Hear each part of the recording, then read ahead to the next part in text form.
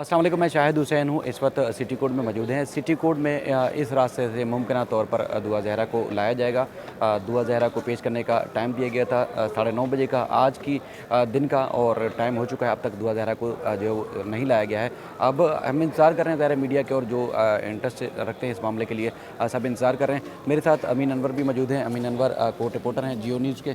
अमीन, आपका बहुत शुक्रिया। दुआ ज़हरा को यहाँ लाना है। अच्छा, सवालात हैं ज़ाहिर। सुबह जब हम उठते हैं तो सबसे पहले जो पाकिस्तान से बल्कि दुनिया भर में जो रहने वाले दोस्त हैं, जो इस केस में दिलचस्पी रखते हैं, उनकी कोशिश होती है कि वो अपडेट लें। तो दुआ ज़हरा को आज पेश करने का ऑर्डर दिया गया था और उसके बाद फिर कहा गया था कि दुआ ज़हरा को जब पेश किया जाएगा तो कोई भी किसी को भी मिलने की इजाज़त नहीं होगी, सबसे यानी कि दूर रखा जाएगा। तो 9:30 बजे का टाइम दिया गया था। क्या इतलाते हैं, कब तक लाया जाएगा और मज़ीद ऑर्डर में क्या कहना था जज साहब का?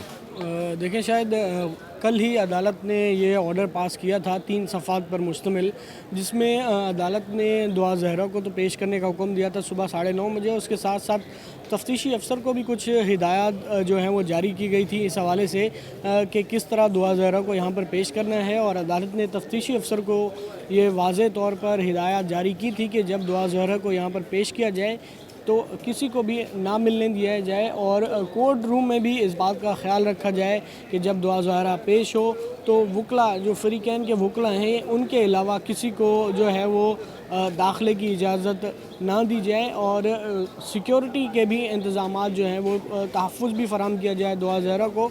और इन तमाम बातों पर अमल दरामद की जो है वो हिदायत की गई थी और तमाम अरेंजमेंट जो है वो करने की ज़िम्मेदारी केस के तफ्तीशी अफसर को दी गई थी। और अदालत ने यह हुक्म दिया है कि चाइल्ड प्रोटेक्शन ऑफिसर के ज़रिए सुबह 9:30 बजे, यानी कि अभी 9:30 बजे का वक्त दिया गया था चाइल्ड प्रोटेक्शन ऑफिसर को कि वो दुआ ज़हरा को यहाँ पर पेश करें, क्योंकि एक दरख्वास्त जो दायर की गई थी मुलज़िम ज़हीर की जानिब से, जिसमें ये कहा गया था कि कानून के मुताबिक जो है वो 24 घंटों में किसी भी बच्चे की जब कस्टडी चाइल्ड प्रोटेक्शन ब्यूरो के हवाले कर दी जाती है तो उसे लाजमी है कि नज़दीकी मजिस्ट्रेट के पास जो है वो पेश किया जाए। और इसी पर ही अदालत ने ये एप्लीकेशन जो है वो अलाउ की थी और आज सुबह 9:30 बजे जो है वो पेश करने का हुक्म दिया गया था दुआ ज़हरा को। लेकिन अभी 9:30 होने में अभी चंद ही मिनट बाकी हैं, 1-2 मिनट बाकी होंगे। ताहाल अभी तक ऐसी कोई सूरत हाल यहाँ पर हमें नज़र नहीं आ रही। हो सकता है कि शहर की वेदर कंडीशन ऐसी है कि उसको मद्देनज़र रखते हुए थोड़ा टाइम उनको लग जाए, क्योंकि अभी जो है वो हल्की हल्की बारिश राज्य के मुख्तलिफ़ हिस्सों में भी हो रही है। तो वेदर कंडीशन को मद्देनज़र रखते हो सकता है कि आइंदा जो है वो आधे घंटे में उम्मीद है कि दुआ ज़हरा को पेश कर दिया जाएगा। अच्छा, इसमें जो है वो जिस जज साहब ने ऑर्डर दिया है, जुडिशल मजिस्ट्रेट शर्की आफ्ताब अहमद बुग्गियो साहब ने, उसी जज साहब ने जो पहले जो जिब्रान नासिर साहब मुद्दई के वकील हैं, उनकी दरख्वास्त पे कहा था कि 1 अगस्त को ही बच्ची को पेश किया जाए, लाहौर से कराची मुंतकिल कर दिया जाए, लेकिन उसके बाद फिर जो पेश किया जाएगा कोर्ट में 1 अगस्त को किया जाए। लेकिन अब ऐसी क्या कानूनी चीज़ सामने आई है जिसकी वजह से अदालत ने कहा नहीं, आज ही पेश करें?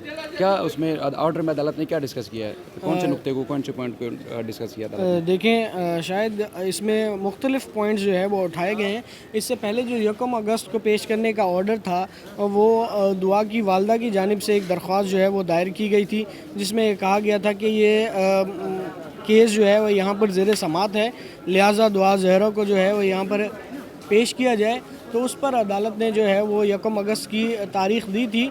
लेकिन अभी ये जो दरख्वास्त दायर की गई है, अगर इसके कानूनी निकात की बात करें तो ये दरख्वास्त दायर की गई है ज़हीर की तरफ से और ये एप्लीकेशन फ़ाइल की गई है under section 17 sub section 2 of Sindh protection authority amendment act 2021 and section 3 of the juvenile justice system act 2018 for the protection of the minor before the court. ये जो सेक्शन है और एक्ट भी जो अथॉरिटी है Sindh child protection authority amendment act 2021, इसके तहत ये दरख्वास्त जो है वो दायर की गई है, जिसमें कहा गया है कि जो दुआ ज़हरा है उन्हें अदालत में पेश किया जाए। और अदालत ने इस दरख्वास्त को मंजूर करते हुए हुक्म दिया था कि दुआ ज़हरा को आज 9:30 बजे चाइल्ड प्रोटेक्शन ऑफिसर के ज़रिए अदालत में पेश किया जाए। ये सिंध चाइल्ड मैरिज जो एक्ट था, जो मेन बेसिक एक्ट है, उसके तहत तो बच्ची इससे पहले बाज़ाब हो चुकी है, अब तो उस वक्त लाहौर के शेल्टर रूम में थी। तो ये इस जो दरख्वास्त में जो मौक़िफ़ इख्तियार किया गया है, इस पर जिब्रान नासिर साहब तो एतराज़ कर रहे हैं कि ये दरख्वास्त का या इस पॉइंट का इतलाक़ दुआ ज़हरा के मामले पे नहीं होता। तो फिर जज साहब ने कैसे ऑर्डर कर दिया कि नहीं बच्ची को पेश किया जाए? जी, जो कंप्लेनेंट के वकील हैं उन्होंने भी इस पर यही कहा है कि ये दरख्वास्त जो है वो बदनीयती पर मबनी है और जिन सेक्शंस का हवाला दिया गया है वो इसमें अट्रैक्ट नहीं होती, लिहाजा ये जो है वो बदनीयती पर दरख्वास्त दायर की गई है वो जो है वो मुस्तरद की जाए। लेकिन कोर्ट की अपनी ऑब्जर्वेशन है, कोर्ट ने ये कहा है कि उन्होंने तमाम फरीकैन के वकला दलाइल सुनने के बाद ये वाज़े तौर पर जो है वो अदालत के अहकामात हैं कि अदालत ने बड़ा क्लियरली कहा है कि opinion that the immediate production of minor is necessary, कि बच्ची की जो पेश करना है वो ज़रूरी है। अच्छा, ये अदालत इसमें माइनर करार दे दी है। लोग कह रहे हैं ना कि जज ने या किसी ऑर्डर में किसी अदालत ने बच्ची को माइनर करार नहीं दिया, तो अदालत ने तकरीबन जितने भी हुक्मनामे सामने आ रहे हैं उसमें माइनर का लफ्ज़ लिखा हुआ है। हाँ बिल्कुल, इसमें यही लिखा है कि the opinion that the immediate production of the minor is necessary as provided under section 17 subsection 2 amendment to child protection act 2021 and rule 10 of the child marriage restraint rules 2016। The application being with the four corners of law is hereby allowed, यानी कि चारों कोनों की तरफ देखते हुए अब इसका इसी तरह तर्जुमा चारों करें। तरफ हाँ, ये दरख्वास्त जो है वो मंजूर की जाती है और the investigation officer directed to produce the custody of minor ठीक है। immediately, which is possible. Immediate time is tomorrow on 27 at 9:30 a.m. Investigation shall produce the minor victim by observing the following conditions. एक 4 conditions भी दी गई हैं जिसमें आपको मैंने पहले भी आगाह किया है कि इन 4 कंडीशंस। एक चीज़ है कि जिस तरह जो बहुत सारे लोगों की ये राय है या ऑब्जर्वेशन है कि जो पुलिस के स्टेटमेंट होते हैं, पुलिस के सामने जो बयान दिए जाते हैं वो उसकी अदालत में कोई अहमियत नहीं होती। क्या ऐसा वाकई है? हाथ में मेरा थक चुका है क्योंकि मैंने खुद मोबाइल पकड़ा हुआ है। तो क्या जो मुल्ज़िम जो है वो एतराफ़ जुर्म करता है पुलिस के सामने, और क्या वो ट्रायल का हिस्सा नहीं होता? उसको सच और गलत साबित करने के लिए ठीक है वकला आर्गूमेंट करते हैं, जरा होती है, लेकिन क्या उस बयान को अदालती रिकॉर्ड का हिस्सा नहीं बनाया जाता?